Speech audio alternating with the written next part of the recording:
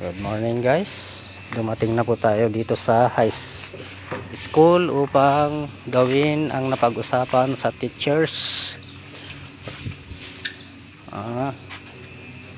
Mayroon namang tatlong naglilinis na nadatnan ko. Good morning pupils.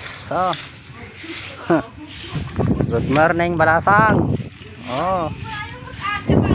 Ito ang mga estudyante nila. Good morning. At mayroon naman isang mother na pumunta. Good morning po. Good morning. Nasaan po yung mga kasama natin? Ayun sila, dalawang estudyante. Dalawang estudyante lang. Yung mga kasama nating parents, wala.